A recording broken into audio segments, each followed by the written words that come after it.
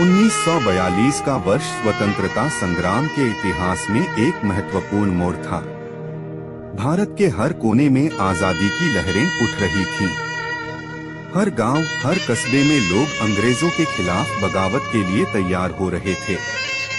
उसी वर्ष देवरिया जिले के बरहज कस्बे में भी आजादी का जुनून अपनी चरम सीमा पर था। यह छोटा सा कस्बा, जो कभी शांत और साधारण हुआ करता था, अब देशभक्ति के नारों और क्रांतिकारी गतिविधियों से गूंज रहा था।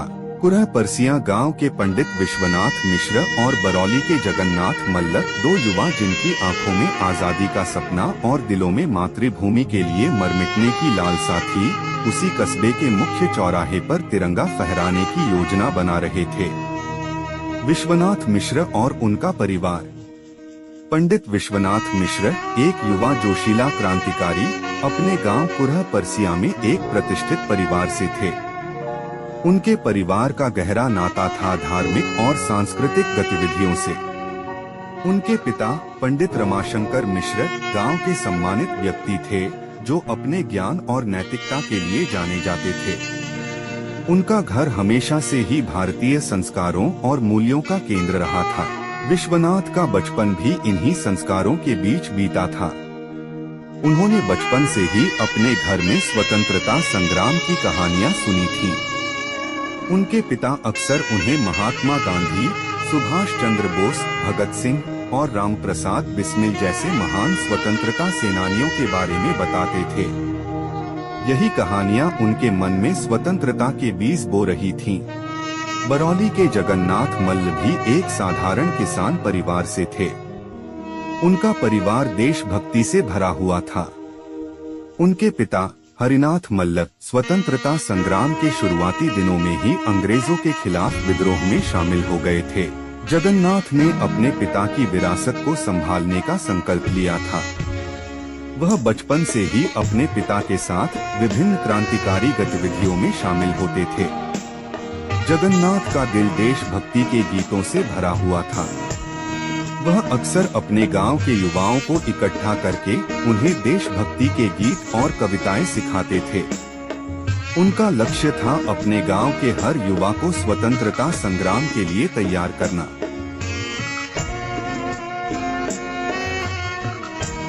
दोनों युवाओं की मुलाकात एक स्थानीय क्रांतिकारी सभा में हुई थी। यह सभा एक गुप्त बैठक थी, जिसमें कस्बे के कुछ प्रमुख क्रांतिकारी और स्वतंत्रता सेनानी शामिल थे। यहाँ पर स्वतंत्रता संग्राम के लिए नए नए योजनाएं बनाई जाती थीं और कस्बे के युवाओं को प्रशिक्षण दिया जाता था। यहीं पर पंडित विश्वनाथ मिश्र और जगन्नाथ मल्ल की दोस्ती की शुरुआत हुई। दोनों ने एक दूसरे के विचारों से प्रभावित होकर एक दूसरे का साथ देने का फैसला किया। उनके दिलों में एक ही उद्देश्य था, अपने देश को अंग्रेजों की गुलामी से मुक्त कराना। उन्होंने तिरंगा फहराने की योजना बनाई। यह उनके लिए केवल एक प्रतीक नहीं था, बल्कि यह उनके आजादी के सपने की शुरुआत थी। उन्होंने अपने गांव और आसपास के गांवों के लोगों को एकजुट करना शुरू किया। वे रात दिन मेहनत कर रहे थे, लोगों को स्वतंत्रता संग्राम के लिए तैयार कर रहे थे। जैसे जैसे 14 अगस्त का दिन करीब आ रहा था, वैसे वैसे उनके विरोध की लहर भी तेज होती जा रही थी। कस्बे में चारों तरफ क्रांतिकारी गतिविधियों की चर्चा हो रही थी। अंग्रेजों की नजरें भी इस गतिविधि पर थी। वे भी इस बात को समझ चुके थे कि कुछ बड़ा होने वाला है। कस्बे के लोगों में एक अजीब सी बेचैनी थी। सभी को इस बात का एहसास था कि कुछ बड़ा और महत्वपूर्ण होने वाला है। पंडित विश्वनाथ मिश्र और जगन्नाथ मल्ल ने अपनी योजना को पूरी तरह से तैयार कर लिया था। 14 अगस्त 1942 का दिन धीरे धीरे करीब आ रहा था और उनके दिलों में आजादी का जुनून अपनी चरम सीमा पर था। 14 अगस्त 1942 का दिन बरहज के लिए एक ऐतिहासिक दिन था। कस्बे के मुख्य चौक पर हजारों लोग इकट्ठा हो चुके थे। चारों तरफ वंदे मातरम और भारत माता की जय के नारे गूंज रहे थे। तिरंगे की शान को ऊंचा रखने के लिए पंडित विश्वनाथ मिश्र और जगन्नाथ मल्ल पूरी तरह से तैयार थे। सुबह की किरणों के साथ ही लोग मुख्य चौक पर जमा होने लगे थे। हर कोई जानता था कि आज कुछ खास होने वाला है।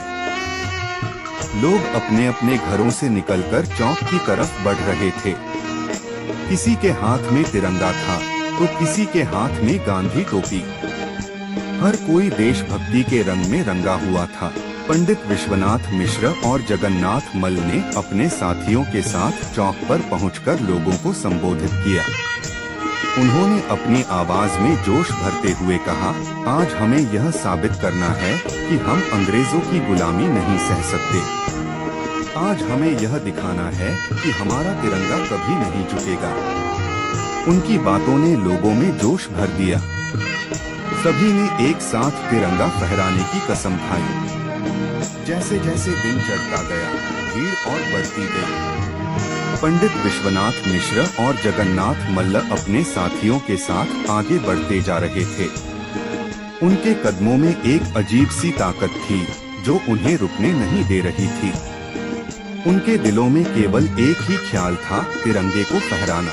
वे जानते थे कि यह कार्य आसान नहीं होगा। अंग्रेजों की सेना चौक पर तैनात थी और उन्होंने अपनी बंदूकें तान रखी थी। लेकिन पंडित विश्वनाथ और जगन्नाथ को इस बात का तनिक भी डर नहीं था। उन्होंने अपने साथियों से कहा, हमारी आजादी की यह पहली लड़ाई है। अगर आज हम तिरंगा नहीं फहरा पाए तो हमारी सारी मेहनत बेकार चली जाएगी। हमें हर हाल में तिरंगा फहराना है। उनकी इस बात ने सभी को और भी ज्यादा प्रेरित किया। सभी ने मिलकर यह संकल्प लिया कि चाहे कुछ भी हो जाए, वे तिरंगा फहराकर ही रहेंगे। जैसे ही वे मुख्य चौक के करीब पहुंचे, अंग्रेजों ने उनका रास्ता रोक लिया। अंग्रेज अधिकारी कैप्टन मूर ने उन्हें धमकाते हुए कहा, अगर तुम लोगों ने एक कदम भी आगे बढ़ाया तो इसका अंजाम बुरा होगा।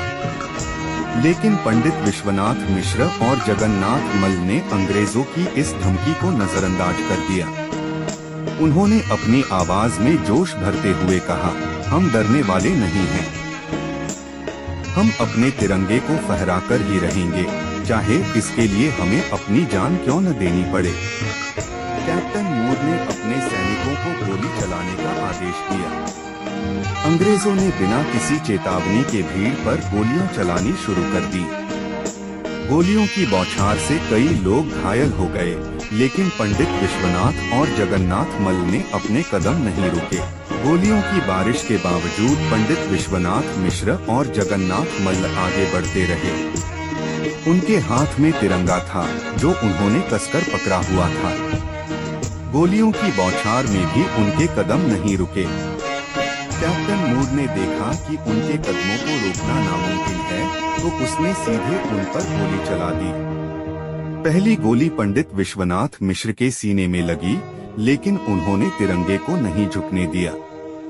दूसरी गोली जगन्नाथ मल्ल के पेट में लगी, लेकिन उन्होंने भी तिरंगे को ऊंचा रखा। दोनों शहीद हो गए, लेकिन उनका तिरंगा फहराने का सपना पूरा हुआ। उनके शहादत के बाद तिरंगा पूरी शान के साथ चौक पर लहराने लगा।